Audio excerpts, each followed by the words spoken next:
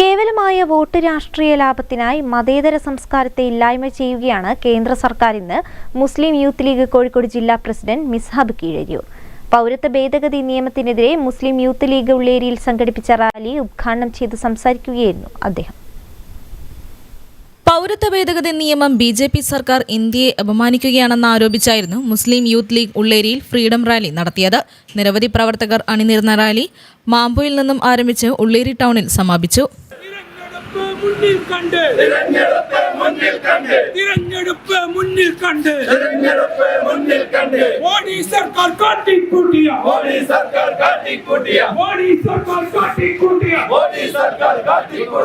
സമാപന പരിപാടി മുസ്ലിം youth league Kozhikode ജില്ലാ പ്രസിഡന്റ് മിസ്ഹബ് കീഴരിയൂർ ഉദ്ഘാടനം ചെയ്തു.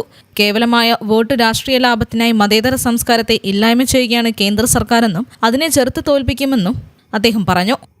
അവിടെ ശക്തമായ ജനാധിപത്യ ബോധവും മാനുഷിക ബോധവും ഉയർത്തിപ്പിടിച്ചുകൊണ്ട് മുസ്ലിം ലീഗിൻ്റെ പതാക അവകാശങ്ങൾക്ക് വേണ്ടി പാറും എന്ന് ബോധ്യപ്പെടുത്താൻ വേണ്ടിയിട്ടാണ് ഈ കൊച്ചു ഗ്രാമത്തിൽ ഇവിടെയുള്ള സാമൂഹിക ബോധമുള്ള രാഷ്ട്രീയ പ്രവർത്തകന്മാരുടെ നേതൃത്വത്തിൽ മനുഷ്യവിരുദ്ധമായ ഒരു നിയമത്തിനെതിരെ രാജ്യത്തെ ഭരണകൂടം കണ്ടാലും ശരി കണ്ടില്ലെങ്കിലും ശരി ഞങ്ങളിതാ ഞങ്ങളുടെ നിലപാടുകൾ പ്രഖ്യാപിക്കുന്നു എന്ന് പറഞ്ഞുകൊണ്ടാണ് ഈ പാതിരാ സമയത്ത് ഇവിടെ ചെറുപ്പക്കാർ ഓടിയെത്തിയിരിക്കുന്നത്. Panchayat youth league president PM Subeer അധ്യക്ഷത വഹിച്ചു.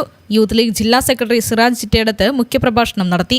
Youth league panchayat secretary VP Labeeb Muhasin, നിയോജകമണ്ഡലം league secretary PK Majeed, panchayat league president PP Koya, general secretary Rahim Edathil, Abu Haji Parakkal തുടങ്ങിയവർ സംസാരിച്ചു.